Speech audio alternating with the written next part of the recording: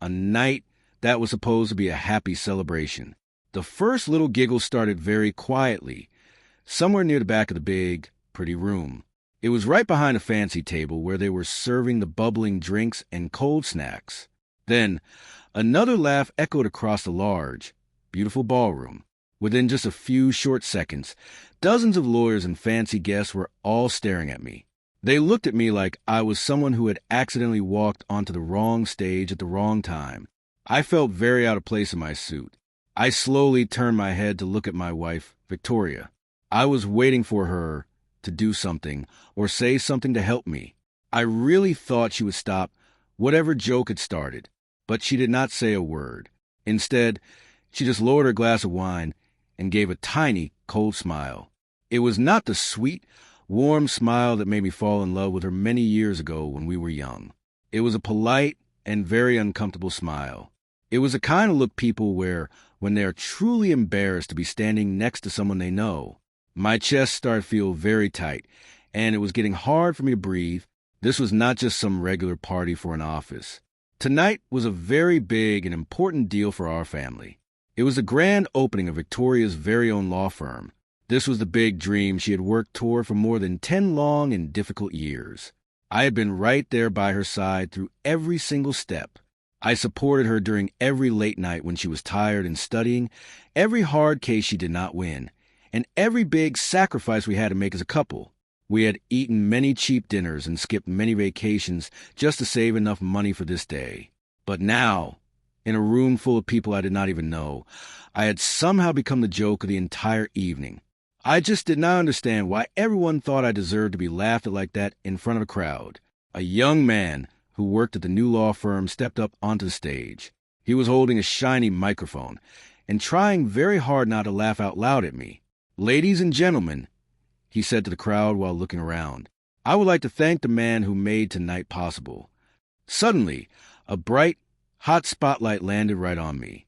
I felt very confused as everyone in the big room turned their heads to look in my direction. There was some nervous clapping from a few people, but most of the guests were just waiting to see what would happen next. They wanted to see the man the young worker was talking about, the pictures that changed everything for us. Before I could even think about what to do or where to go, a giant screen behind the stage lit up with a bright light. It showed an old photo of me from a long time ago. In the picture, I was wearing dirty, stained overalls that were covered in spots.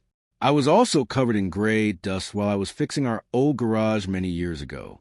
Then, another picture popped up on the screen very quickly, and then another one followed right after it. The guests saw pictures of me painting old, dusty walls, mowing the thick, long grass on a lawn, and fixing broken water pipes around the house while I was soaking wet. I heard someone standing near the front row whisper very loudly to a friend, "Oh, so that is the famous handyman husband we heard about. He looks like a regular worker." The whole room started laughing again, and this time it was even louder than before. It felt like the walls were closing in on me. I looked everywhere in the room for Victoria. I was hoping she would stand up, walk to the stage, and tell them to stop the slideshow right away. I wanted her to tell them that I was more than just those pictures. But she did not move at all. She just stood there next to the senior partners of the law firm. She would not even look me in the eye. She acted like she did not see me or hear the laughter. She acted like I was a stranger. Then, the next slide appeared on the big screen. This time, the feeling in the whole room changed in an instant. The laughter stopped so fast that it became very, very quiet. I could actually hear the low sound of the projector humming in the back of the stage. The next picture was not an embarrassing photo of me working or being dirty. It was a scanned copy of the very first business paper for the new legal group. This was the official registration paper for firm. At the bottom of the page, there was a section for the money used to start the business. One name was written there in big, bold, black letters. It was my name, Ryan Carter. Right next to it was the amount of money I had put in to help her. It was the money that paid for almost 80% of everything the law firm needed to start. It paid for the desks, the computers, and even the building we were standing in. The young man on the stage froze. He looked like he realized he had clicked on the wrong computer file by mistake. He had meant to show more funny pictures, but he showed the truth instead, a quiet, Nervous sounds spread through the ballroom. People leaned forward to see the document more clearly on the screen. Several of the senior partners looked at each other with very worried and confused faces. Then they all turned to look at Victoria. She looked completely shocked. Her face turned very white. It seemed like she had expected those money records to stay a secret forever, so people would think she did it all alone. Then, a person in the front row asked a question that changed the whole night for everyone. Wait, did he pay for this entire law firm? Is he the one who gave the money? The truth behind the money and the hard work. Before anyone else could say another word, I stood up from my chair. I walked very calmly toward the stage. I was not angry or yelling, and I did not raise my voice at all. I was just very quiet and serious. The young man moved out of the way immediately when he saw me coming. He handed me the microphone without me even asking for it. I looked out at all the people in the ballroom who were dressed in their expensive clothes. I looked right into the eyes of the people who had been laughing at me just a few minutes ago. I wanted them to see who I really was. Those pictures you saw are real, I said into the microphone. My voice sounded strong in the quiet room. I really did fix our garage. I spent a lot of my time painting walls, fixing leaky pipes, and spending my weekends covered in dirt and dust because I wanted our home to be nice. I stopped for a second to let the room get very still, so they could hear me. What no one told you today is that I sold the construction company my father gave me. He worked his whole life to build that company, and it was very special to me. I sold it so I could have the money to help my wife reach her dream of opening this law firm. Every single photo you saw on that screen today was taken while I was fixing up this very building. I was working hard with my own hands to renovate the place that now has her name on the front door. I did not hire a big company because I wanted to do the work myself to save us money. A very heavy and deep silence filled the whole ballroom. Everyone was listening now, and no one was laughing anymore.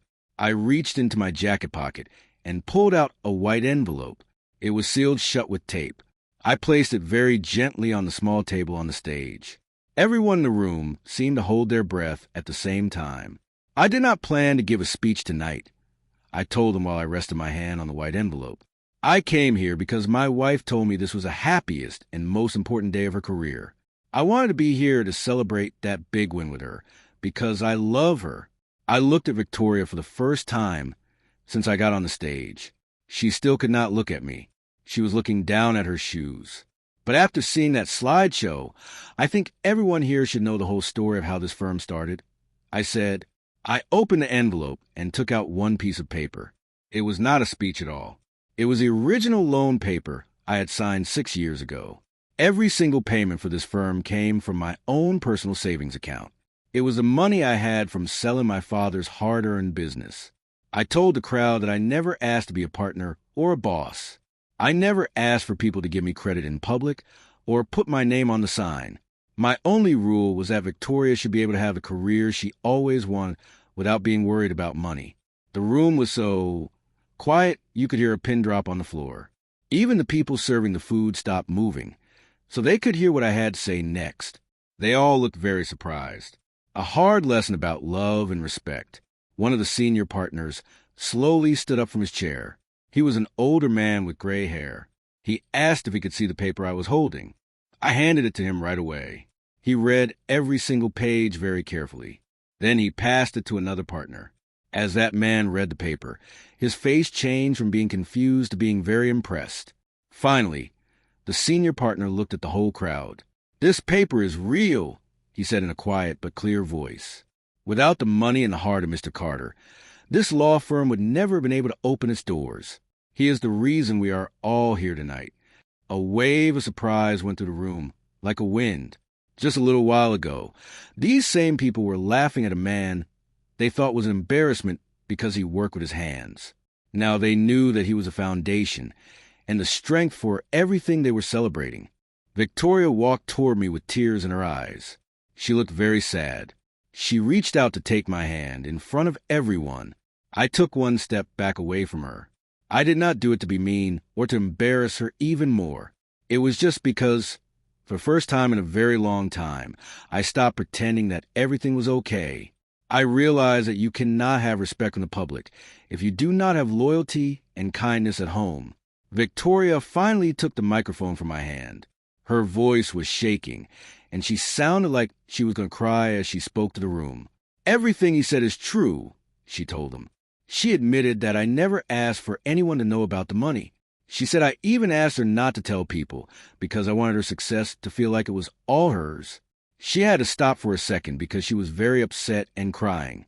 "The pictures you saw today," I said it was okay to show them this afternoon when the young man asked. I thought people would think it was funny and cute. I did not realize how mean it really was to make fun of his hard work. No one laughed this time. Many of the people in the room looked down at the floor because they felt bad.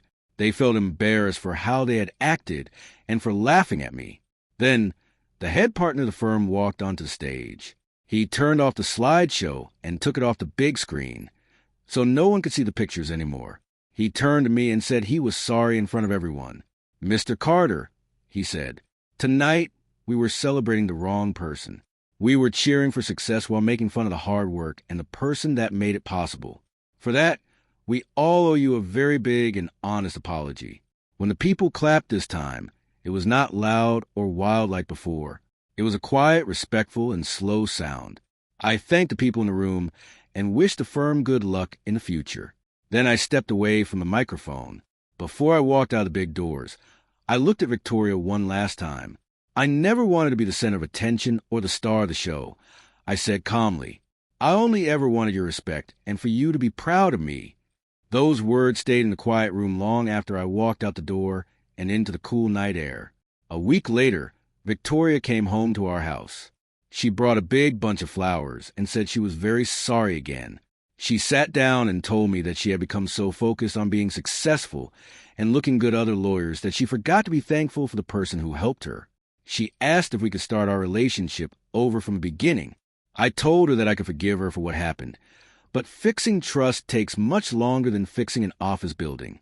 Respect is not something you get back just by giving a speech or saying sorry once. It comes back slowly by doing the right thing and being kind every single day. Months went by, and the law firm did very well and made a lot of money. But people did not remember that opening party for the pretty decorations or the fancy drinks. They remembered the husband who everyone laughed at for being a handyman. They remembered how they found out he was the one who had quietly built the foundation for everyone else to stand on. That became the story that no one ever forgot. It taught everyone that the person working behind the scenes is often the most important one of all.